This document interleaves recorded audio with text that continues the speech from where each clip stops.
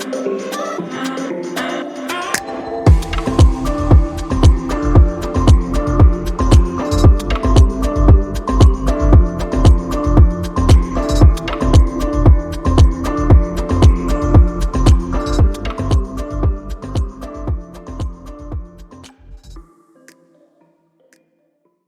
morning. I'm Darcy Olson. I am the founder and CEO of the Center for the Rights of Abused Children, and I'm so excited to welcome all of you here today. We have an incredible panel, so I'm going to keep my remarks really short so we can get to them, get to questions, and really get into all of the details that you're here for today. We've got friends from all over the country. We've got the heartland from Kansas and Missouri to Florida and New York and Texas. So always please feel welcome here. So my name is Darcy, and I am very passionate about helping these children because about 10 years ago, I became a foster parent. And over the course of the years, I took in 10 infants and young children and saw a great deal of brokenness. But to this point about rescuing the missing and trafficked children today, I had one infant who came to me, and I was told that the child had been born to an 11-year-old. And so I immediately said to the caseworker, oh, well then will like the mother, grandmother, like come in and help out and take this child. And that's when I learned that a lot of trafficking actually occurs within families. And she said, grandma is actually the one who trafficked this 11-year-old, and that is why we have this child today. Really hard to believe, and as we got into the details, just couldn't believe how widespread this tragedy was. So we're really happy to be able to work on making things better for these kids. We just, in like big picture, we've got about 20,000 children a year from the foster care system who go missing. And many of them are never even reported to law enforcement as missing, let alone are there any searches. And so, for instance, in Missouri, the Office of the Inspector General found that over half of the children in the period studied weren't even reported as missing. And of course, predators out there know this. And that's why the vast majority of kids in our country who are trafficked come through the foster care system. So if we want to end trafficking, we need to put protections around our kiddos in foster care. So that's what we're here to do. We made some great progress in Arizona and in Missouri and in some other places.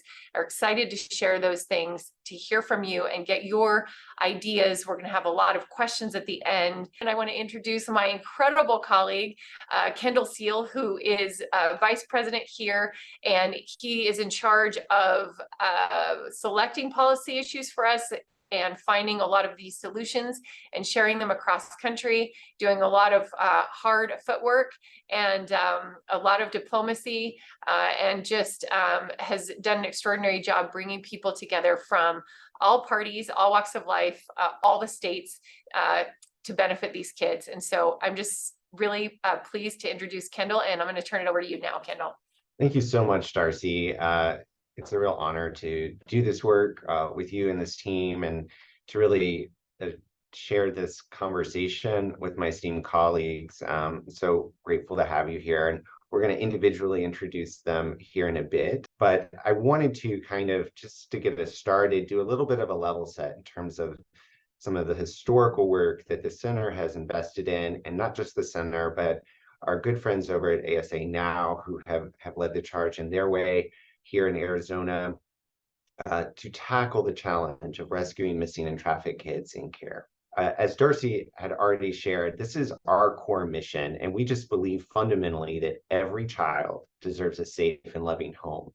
And that's what motivates us and drives our work every day at the center. One of those big words in that mission, right, is safety.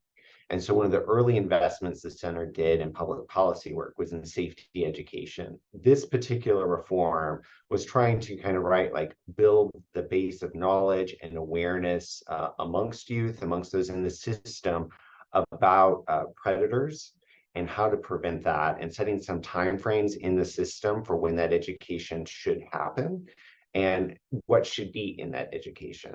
A lot of times in conversations with folks, we have this larger conversation about missing and trafficked kids, but something so fundamental as just a photo. One of the big gaps, despite federal law, that we're seeing at the state level, and that's a theme you'll see across the child welfare space, but in particular with missing and trafficked kids, is you have federal law, but then in the application at the state and local level, there's a pretty wide discrepancy in terms of what's happening. This reform requiring a photograph and a time frame again for that photograph and exempting costs for that photograph. So it's updated so people understand, they know what the child looks like, and it's not some dated photograph that they're relying on in terms of trying to find the child. This was a significant reform.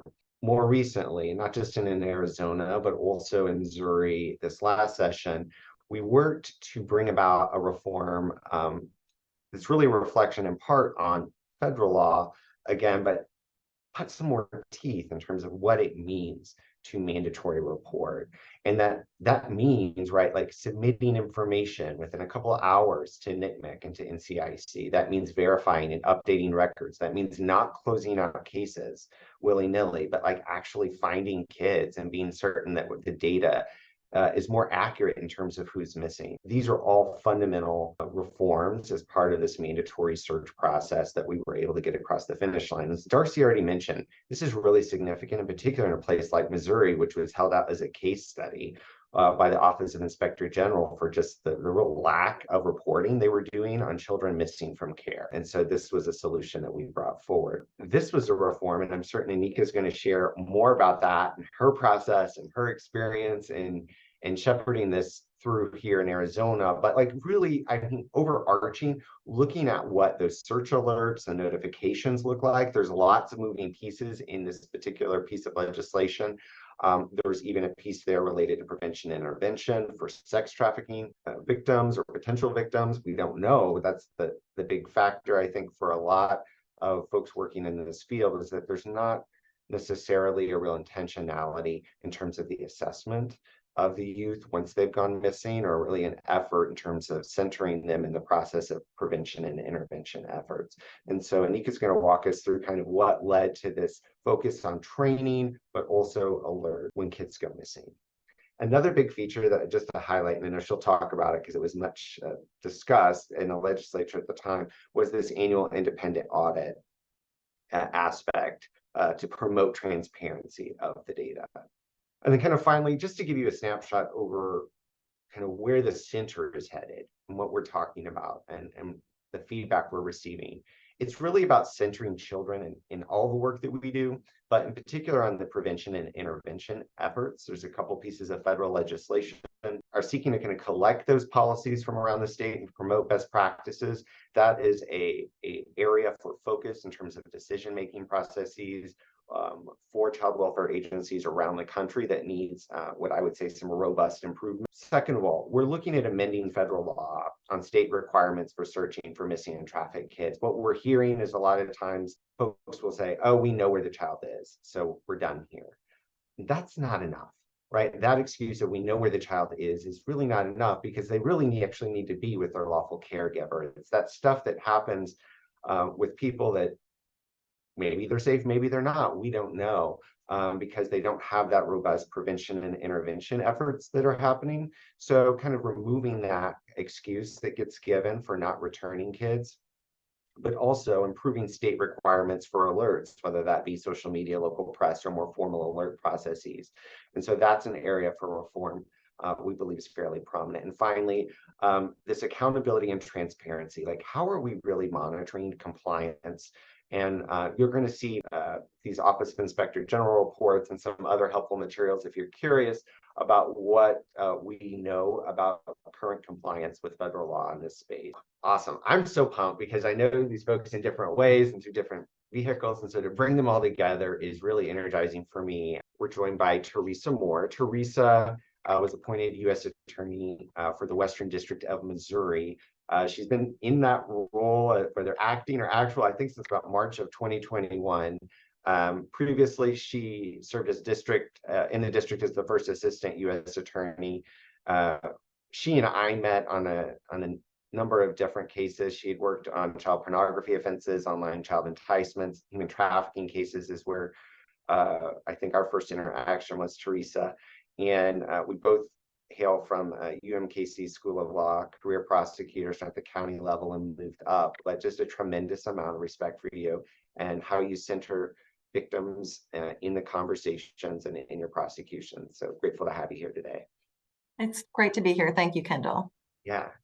And Dayton Lynch. Dayton, we just met like a year ago through the reform in Missouri, where NCMEC had weighed in. And I'm certain you're going to talk about it in your comments a little bit, but some of the hurdles that you're aware of in terms of reporting of missing and trafficked kids at the state level.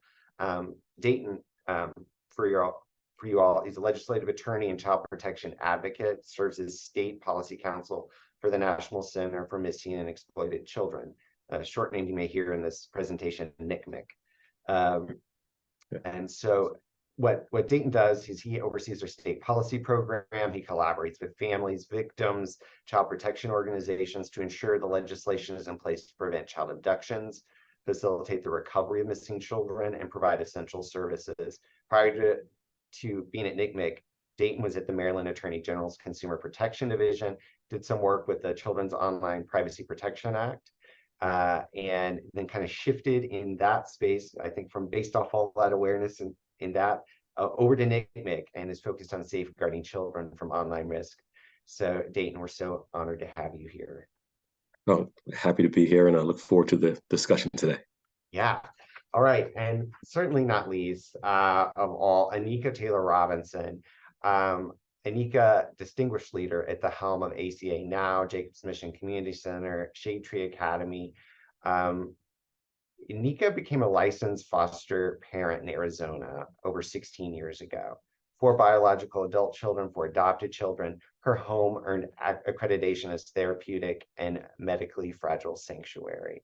And she didn't just stop with caring for these kids, but she also converted it into action.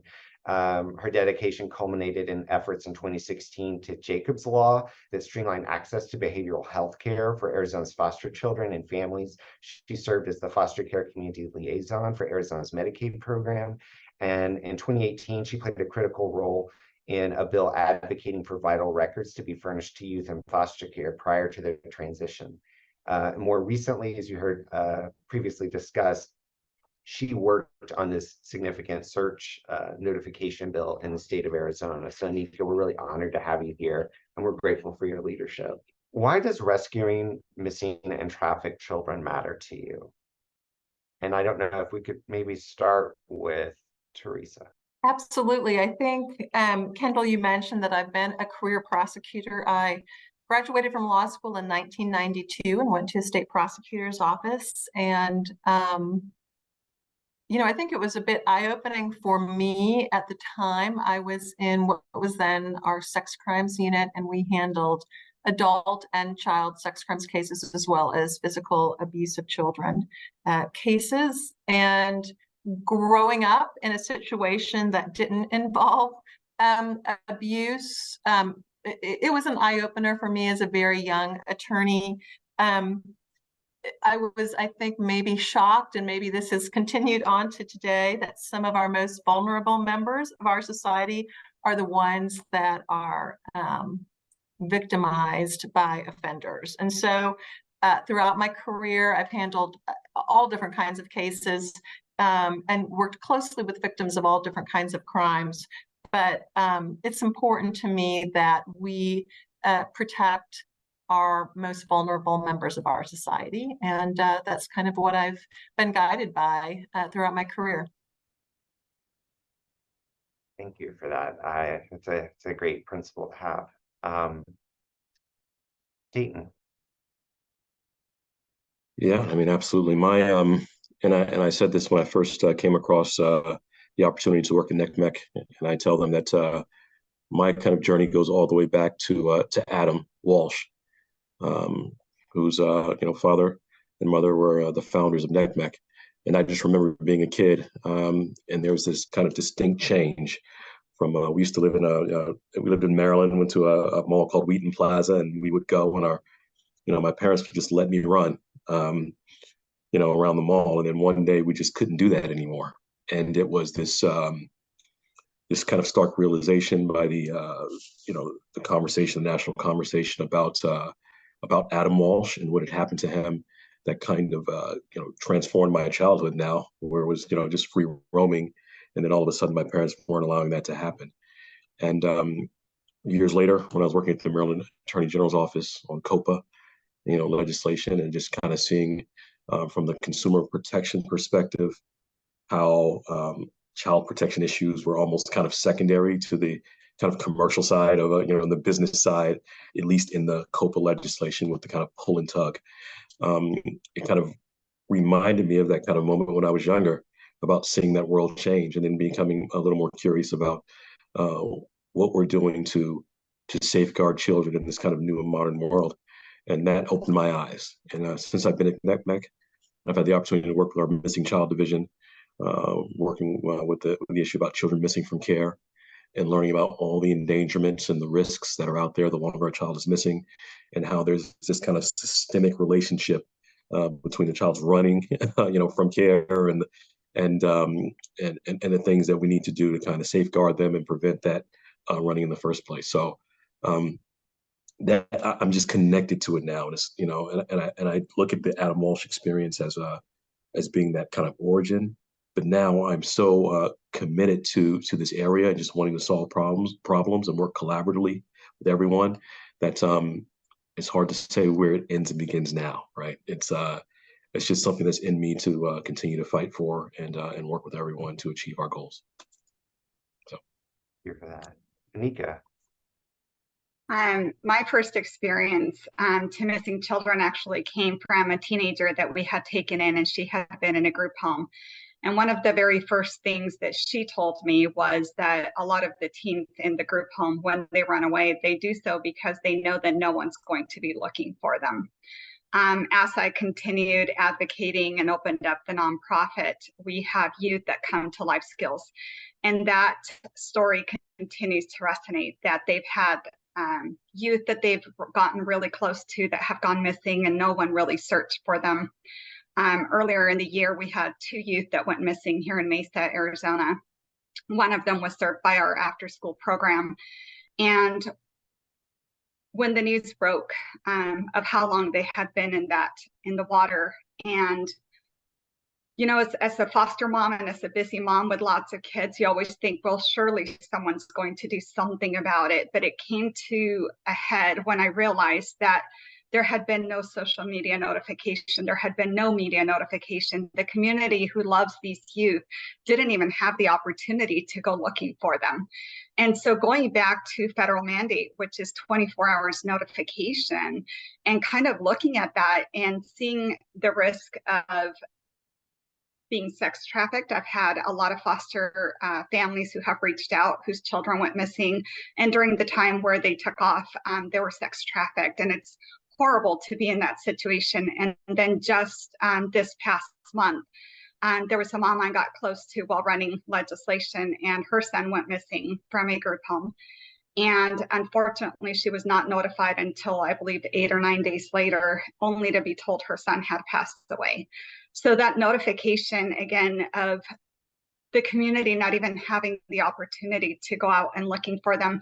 And if my own personal biological child went missing, you better bet that I'm going to call the media, that I'm going to call the police, that I'm going to get a notification out there to find them. And so these children, our children, they deserve nothing less than what I would typically do for my neurotypical child. And so I wanted to really just change the laws. And again, there are federal mandates already. There were already DCS policies, but just added additional things because they matter. And that's the message that we need to send. And if one can be rescued and saved from a horrible sex trafficking experience or death, then all of this work from all of you was worth it. Wow, very powerful. Thank you, Anika, for sharing that. There's there's a couple ideas I have in my head right now about, there's work that we're proud of, but there's also this, sometimes our work that we're proud of, the frustrations of getting the work done. And so I'm curious from the panel, that question, what are you most proud of in your work in this space? But what's some of the frustrations you've had interfacing with the system, or outside the system groups to kind of get momentum or address the challenges? Teresa? I am proud of the work we have done to coordinate with social service providers to provide direct services to the victims that we work with. In 2006, my district, the Western District of Missouri, started the Human Trafficking Rescue Project. And as part of that, the Coalition Against Human Trafficking. And I've made a number of great contacts through that coalition, and I'm proud of the work we do to support victims through community service providers and those contacts. Our mission as prosecutors is a little different than other agencies. We prosecute criminal offenders, and through that prosecution, obviously, we work with victims in a victim-centered, trauma-informed approach, but we don't have the ability to provide those direct services. So I'm proud that we have those contacts we can share with our victims. And that was a really frustrating. Yeah. What is frustrating is in prosecuting cases, we have to establish that a crime has been committed, all the elements of that crime have been committed, and we do that through evidence. And it is frustrating when we have, I would say, individuals who are not perhaps cooperative, and I'm not talking about the victims. I understand there's a lot of issues why it's difficult for victims in a criminal situation and trafficking victims and the challenges they face. But I've run into other community members who don't want to get involved and don't want to help us with the prosecution that we may need to testify. And so that can be frustrating.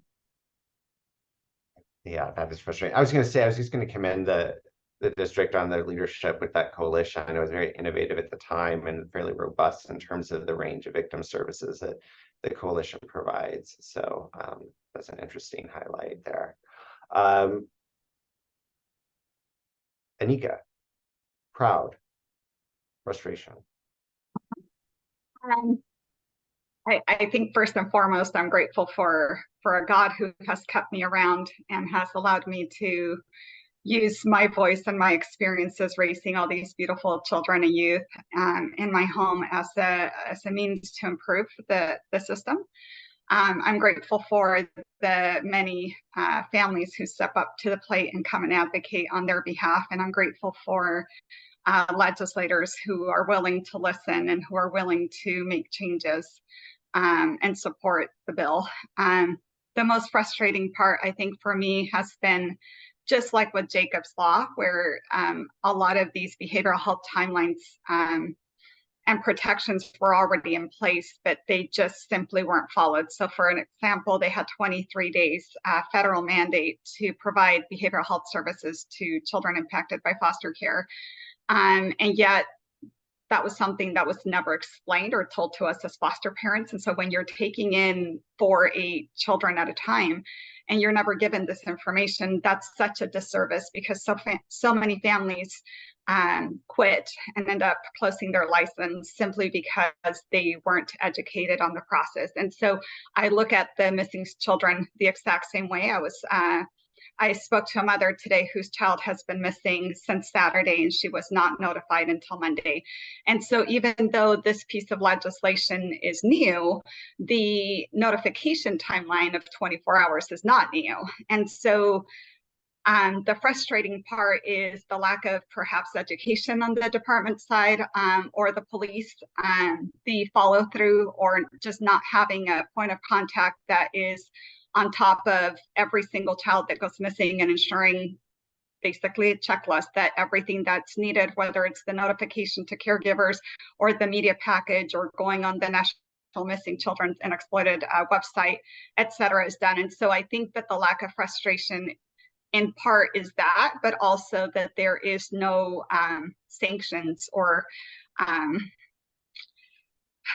written action plans for when it's not followed, other than, yes, you can file 1,000 grievances, but at the end of the day, unless there's profound change, it stays the same, right? And so one of my solutions, which obviously got striked, and the governor wouldn't have supported it and said so, was that if the department didn't have the ability to do their job in notification and all of the things that missing children entails, that there'd be a separate agency contracted that could ensure that it was being done. And obviously, to our knowledge, there isn't one, but we can always get creative and come up with solutions. And so for me, it's just coming up with true solutions, to not because we want to be punitive, but because these children matter, and every minute that they're missing is another minute where we don't know what the outcome will be. And so they matter. And that's the message that we need to send. And Anika, I would add to that too. I love the way you put that. When government fails in this case, children die. So those bureaucratic missteps, or not doing what you're supposed to do, those have real consequences. So I love the idea that you're thinking about what maybe could be run again. And I'm sure all the panelists have ideas as well for ways that we can get real enforcement. Like, we know we have good federal laws, many of those aren't being followed either. So these enforcement pieces and how we do that are just absolutely critical. So I'm thrilled that you brought that up. And I want to run legislation again to make it tighter and tighter and tighter. So, the way I look at it is, it was, a step in, and we've got 100 more miles to go, but I'm willing to do that. I just love that. And I just wanted to make one comment too, even though Kendall didn't ask me to do this, but one of my big frustrations when we talk about these kids overall is that the way that the government has gotten around accountability for so many years is by dismissing all of these children as runaways. They call them runaways from beginning to end. And it puts the assumption on the child, like, well, the child is bad then, and the child is at fault, and therefore we don't have a responsibility toward the child. And of course, the reality is that 2, 3, 4, and 5-year-olds don't run away. And so many of these children are just purely taken. And then, yes, some are primed to be taken, and some run because they are running from horrible circumstances. But I think, there are a lot of PC police out there asking people to use certain words when they talk about all kinds of things. And I think one of the places where that is actually missing is here. That I would love to see people stop talking about these kids as runaways and talk about them as what they are, which is missing and in danger, whether they took a foolish misstep on their own because they didn't know better or not. They're children, they're missing, and they deserve to be found. Yes, that's great. Thank you, Darcy, for that. It's like one of those nuances in the arc of this policy space that I think it's why the center is so important, to kind of elevate those conversations and those frames so it's real clear, right, for folks in the general population to understand what we're confronting. Dayton, proud, frustration. Yeah, I mean, I definitely want to, on the proud side, I want to pick up on something that Anika said about, working with legislators, and especially when you find the ones who are just really invested in trying to, find a solution, work through it, sometimes through multiple sessions for me on the state side. But then on the frustration side, I pick up on what Darcy was saying. I mean, just yesterday I had a conversation with a few advocates in Florida about runaways, right? About Florida law enforcement having a whole different perspective when they think a child's a runaway, and how, in Texas, I think it was at the end of last year or earlier this year, where there was the child who was taken from the NBA game, um, and she ended up being trafficked in Oklahoma. But the father at the time notified authorities immediately at the game, and when they found she had previously, quote unquote, run away, they took a whole different approach, and that approach led to them not actively pursuing her, the folks who took her, and instead they just sat back, and later on it was discovered she was trafficked to Oklahoma. Texas did end up changing a few of their laws and those protocols, but um, it is frustrating when there's this kind of system that's in all these different states, and the changes we push for seem like we're just throwing a shell back into the ocean, and there needs to be, in many respects, a comprehensive change to the system that moves to looking at the child, right, and that the purpose is the child. NECMEC has our new the new thing we like to say is that every child deserves a safe childhood, and I think to really underline my largest frustration is that there seems to be a disconnect between the systems and who is the actual customer, right? The child, the who's supposed to be the benefactor of this system. And I feel like a lot of children are being robbed of an opportunity to have as close to a normal childhood as they possibly can, given the circumstances, because in many respects we're looking at the state role from just a policy, legislative, kind of mechanical operation, and we often lose sight of the child and what they need to become, go from being a little human to an adult. So that's probably my largest frustration, and legislation helps a little bit, but oftentimes it just feels a little too incremental for my liking. So. Yeah, you raised a really good point there, Dayton, and talking about, like, I mean, we identified things, I mean, that we're proud of, things that are frustrating about the system, but like, where's that solution, that comprehensive solution, or maybe it's a solution like one that we've already referenced, kind of in a baseline understanding of things we've put forward, like why does safety education, why does photo ID matter, why does search and alert notifications? So that would be my next question to you is, what solution to your mind, maybe in your lane, whether that's like in a courtroom or whether that's kind of on the front line working with youth, or whether that's in a policy space, like what solutions matter, or do you feel like would be helpful for you? And how will they help kids? And maybe that's one that's already passed, or maybe that's one that you kind of are on the horizon thinking about, but I'm curious to know where things are headed. Yeah, I mean, it's always a solution set, right? And because of how dynamic and different each state is with their system. But for NECMEC, one of the things we think are really important, one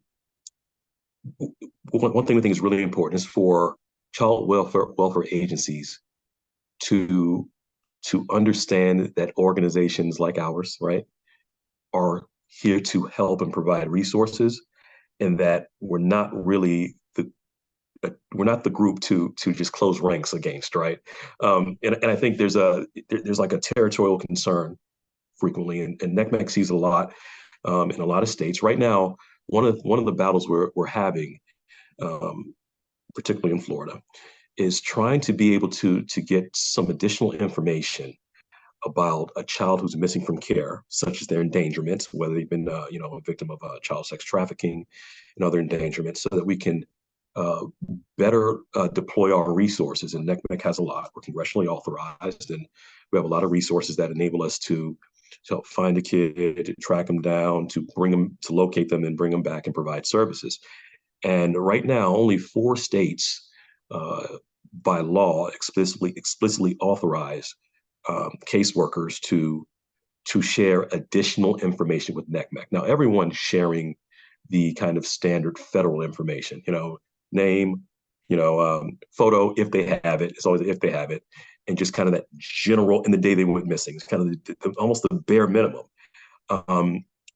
But only 4 states are going a step further when you're looking for a child who's missing from care and possibly sex trafficked. Only 4 states, Oregon, as recently as just this year, they authorized it. Wisconsin, it's Illinois, and I believe Maine, who specifically say, yes, if NCMEC is asking about this information for a child who's missing, share it with them, right?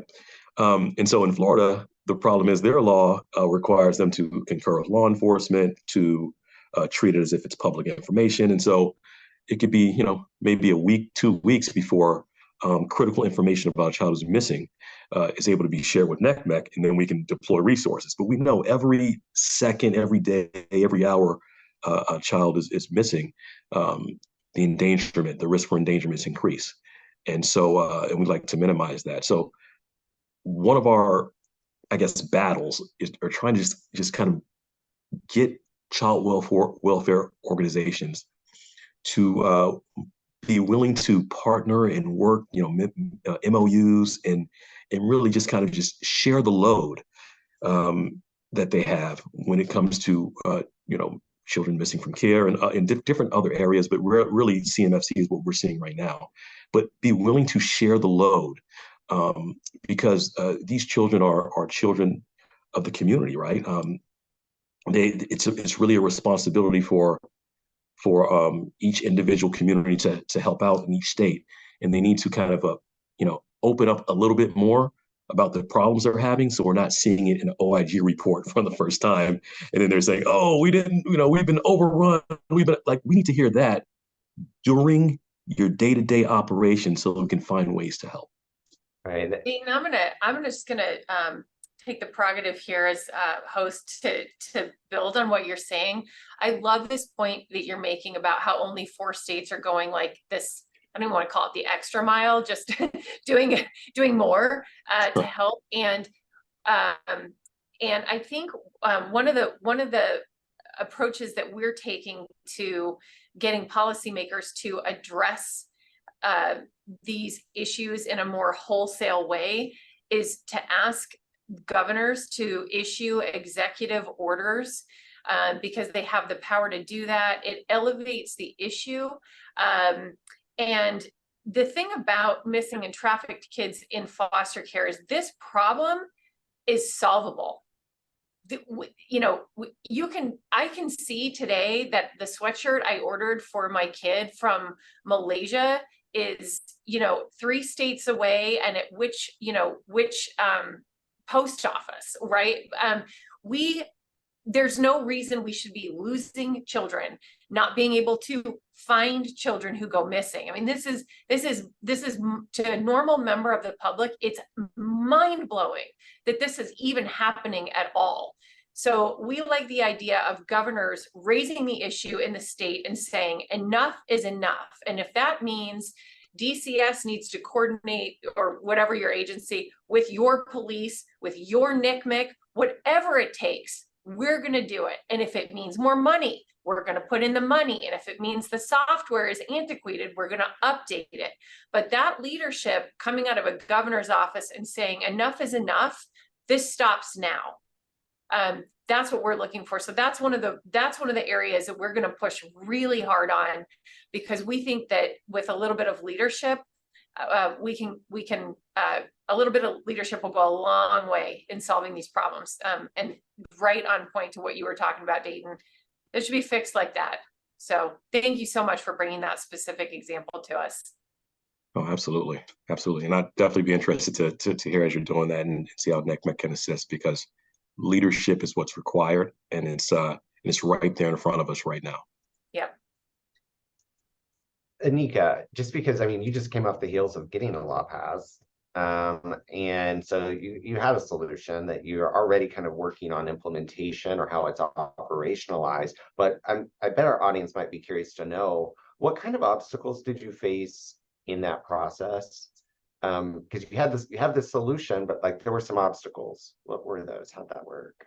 So the biggest barrier was that I had the magic wand and I wrote every solution that I could think of, right? And so a lot of those were too many mandates on the state. And I was told that a lot of that language needed to be striked because we couldn't really hold DCS accountable for those things. And again, the governor would not sign it otherwise. So we did have to remove a lot of language because otherwise it wouldn't have been signed. I think the biggest thing that I have learned, even having worked for Access and having written Access policy for the laws that I had just passed, is that it really boils down to the education piece, because I can tell you even right now, 7 years later, I'll have DCS specialists that will call me and are not aware of Jacob's Law. They're not aware of complete and full placement packets.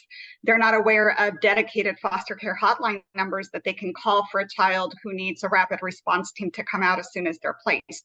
So when I look at the missing children piece, and you're talking about a typical caseworker, you know, who maybe, I don't know how many children they might have on their caseload, let's just say 30 to 60, and one of their children goes missing, and there is no training to teach them what is the protocol, right? What are the steps? And so part of the language that was added was training for the DCS specialists. But when you look at even the most recent kiddos who have gone missing, even after the law became effective, and they've known since January, right? Like this was coming along, so it's not like a surprise that here we are in November. They're not aware of the steps that they're supposed to follow. And so it's not their fault if they're not ever trained on the policy and the mandates and what they need to do. So I would first start off with offering training. Like I will offer it. ASA now will offer it statewide for both the police and for both. And that shouldn't be our responsibility. But when we talk about community, shoot, I'll step up and do it, right? And the police as well, who are not aware of, oh, I'm supposed to put this media package together. But again, they need to get the information from the Department of Child Safety. When we've called the national hotline, we've been told, well, yeah, they were reported, but without DCS calling it in. So even if the bio parent calls it in, and if they don't offer that photo or that permission, then they can't technically put it. So one of our dads, over a 2-week period, even though he still has rights and this was his child, not allowed to enter that information. And so first of all, it needs to come down to training so everybody knows across the line what their role is and job. The second thing that I had initially requested was a simple checklist, right? Like there needs to be something where they simply just know what to do and they're checking boxes. And then the third thing, obviously, of raising money is what's needed. And so we need to get a little bit more in the budget. For me, because they are at higher risk of being sex trafficked, even having private detectives that are paid or special police force that is paid to immediately, as soon as that notification comes in, that they can go and they can look for these children. And then the last part would be having, even if it's some type of a new position within the department, where it is their job, every single missing child that is reported, that they are notified immediately, and then they take the necessary steps to ensure that by, let's say, hour 2 or hour 4, you know, things have been check marked, and so that they're not just lost and another child, you know, that went missing. And so I think that there needs to be policy. I think that there needs to be protocol, and all of this is literally just, it can be solved within the department and police being and willing to cooperate. But if that lack of education isn't there, then, you know, it's just something else that's in policy and really not being adhered to. But to Darcy's point, children matter, and they matter to me. And so I will try to do anything in my power to ensure that we are better. Arizonans are better. I appreciate that. Yeah, that's really, and apparently our conversation is generating quite a few questions, as probably I thought it would. So I think if it's okay, and I just want to be, I'm always sensitive to the role of like policy advocacy versus legal, and want to just be mindful of that weighing in. But Darcy, why don't we just go ahead and open it up to questions? I do want to put a plug in before we do, because I know there's so many questions. The center will be releasing a model toolkit for the different policies that we've rolled out, with guidelines to kind of help people, the practical application of policies. So stay tuned for that. That's going to be rolling out here soon.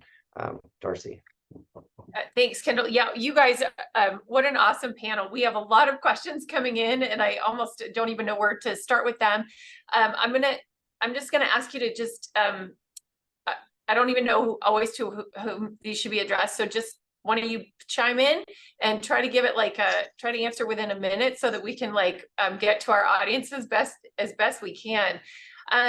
This is very interesting. So this is from someone who had an 18-year-old foster daughter who was trafficked.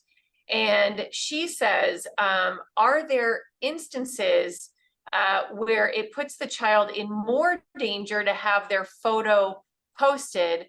My 18-year-old foster daughter was trafficked and I was advised by other families not to post her photo.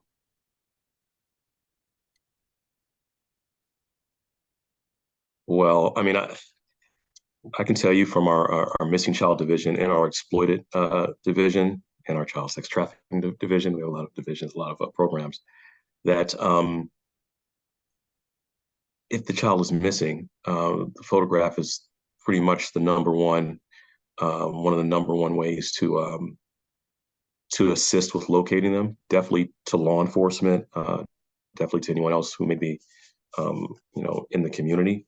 There are different circumstances where someone may say, well, hey, I don't want to post her for these reasons. And then, and it's kind of a case by case basis. And NECMEC is, definitely works with the, parents, the agencies to figure out what's appropriate. Many times we don't issue posters if the child is considered a danger in another way, a violent danger, even though that's not like a hard and fast rule either, right? It just kind of depends. But photographs usually one of the most effective ways, more effective than many of the other ways. Of course, tracking social media and having all of those other knowing the circles in which the child travels in is also very useful, and NECMEC assists in many ways with that. But photograph is usually the most effective way. I'm sure there are exceptions, but most of the time it's better to have the photo to locate the child, get them back to safety, than it is to worry about those other considerations with the photo being out there. That's I think one reason why people appreciate NCMEC so much is the expertise that you bring, and knowing that, if you are in a situation like this, you can pick up the phone and call NCMEC. Many of us on here today also are with you for your founding story, Dayton, and we remember watching that that show about Adam Walsh and the family. So just appreciate all you put into every single one of these kids. Now, this is a question that has come in, and I was not aware of this situation happening, and I don't have any more detail to fill in, but someone is asking, is there any serious effort being done to locate the massive number of children who went missing when the public schools were closed during COVID, but never reappeared on the rolls when the schools reopened? Anybody have any knowledge about that?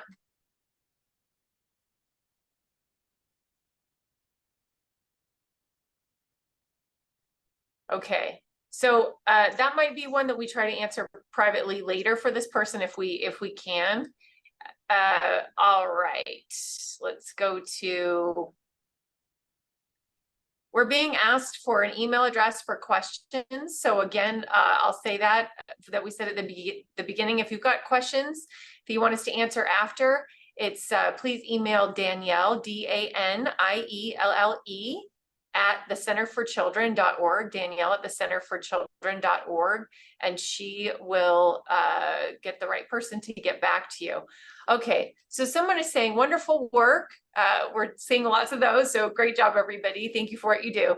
What can you do for children today who are in a bad environment and the agencies like the AAG or the Child Protection is not helping, or worse, putting the children back into the bad environment? And I think when I'm reading this, I'm feeling it's like, okay, if a child, in this case, a teenager, has run repeatedly from a group home, what are we doing to stop putting them back in that very same bad environment that they keep running from? Like, what thoughts do you have on that?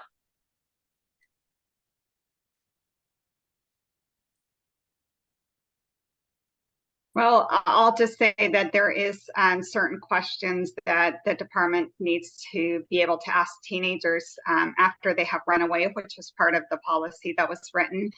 And in that identification, let's just say, because there have been cases of youth who have been abused in group homes, have run away, have gone to gas stations and told somebody, or whatever that might be. I've had teens that came to my home who were being abused by other teenagers in the home. And so if that is the case, then there needs to be certain policies and procedures put in place that child is not going back to that original group home or home, whether it's a kinship family or a licensed foster family. So in part of those questions is identifying what was the reason or the trigger for having them run. If that was the situation, because we've had kids that were literally picked up as they were walking home from school and kidnapped, right?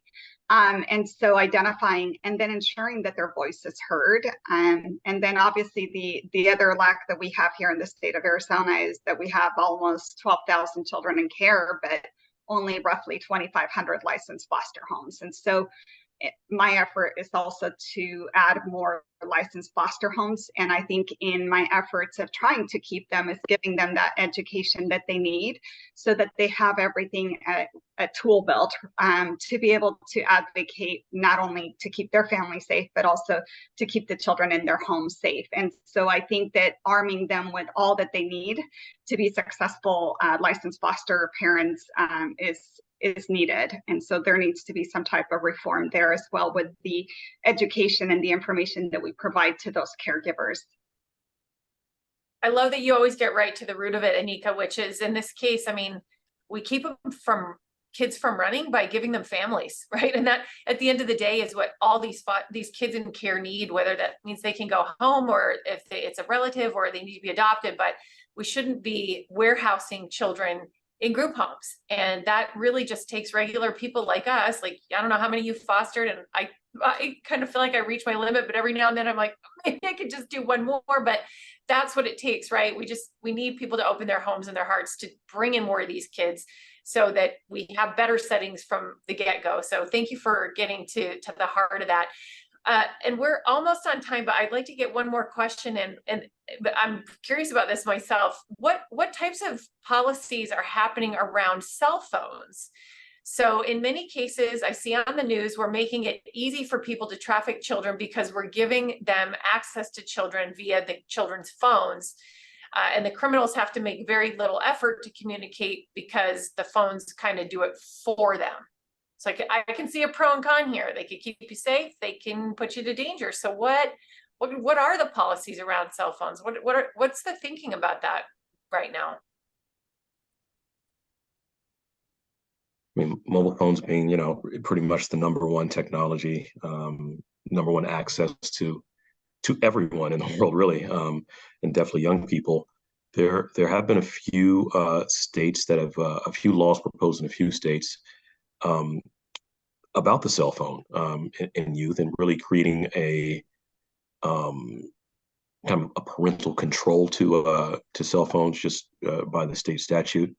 Maryland had a law that it didn't pass, and I'd be happy to share that. I'll just have to track it down to share that kind of model legislation that's been popping up in a few states, but really just putting the monitoring of those devices, the monitoring power in the hands of whoever is responsible for the child. Gets a little bit more complicated though when you're talking about the state being the ultimate responsibility, and then and if a child is not in home care, not in foster care, if they're in just a facility, that it gets even more complicated. States are not right now well adjusted. And I think actually Kendall I might be almost quoting you probably to be a parent, right? They're not. The state is not. It's not a very good parent typically, and so part of the effort in all these areas is part of the frustration that I mentioned earlier, is that there needs to be kind of a comprehensive reform, and it needs to be child-centered. And I think that's definitely what the center is working on. And I think I'd definitely love to hear from Kendall, because I think there's some very important reforms that I think are transformative that I hadn't heard really before in a solid policy format. And I think the center could probably lead the way in answering that question. So I defer. Thank you. Yeah, Nika. I say that as a licensed foster parent, I believe, yes, DCS has some authority and they could put policy in place, but it really needs to boil down to having the caregivers of these children to give them that education that they need, and it needs to be like a monthly education around it. There's also nonprofits such as Jacobs Mission Community Center, and we do life skills, and so part of those life skills that we offer are things around that. But it really, it takes the community stepping in to be those caregivers and to be that voice and to be able to be there as a support, and also again the education, because it starts at home. I just want to thank everyone on this panel. You just have so much expertise and knowledge. And, it does take a village, I think, to do this work and to protect these kids. And you all are so vital in that effort to keep them safe. So thank you for spending the time with us today. We're happy to answer questions. As Darcy said, please email us your questions. There's lots of exciting things happening from a policy perspective that we think will help give these kids voice, power that they need to thrive. And so with that, I just want to thank everyone. Thank you for participating. Thanks to those who attended today. And we look forward to seeing you again next month as we explore the preservation of youth benefits. Be sure to fill out the survey at the end, and we'll be here to help. Thanks.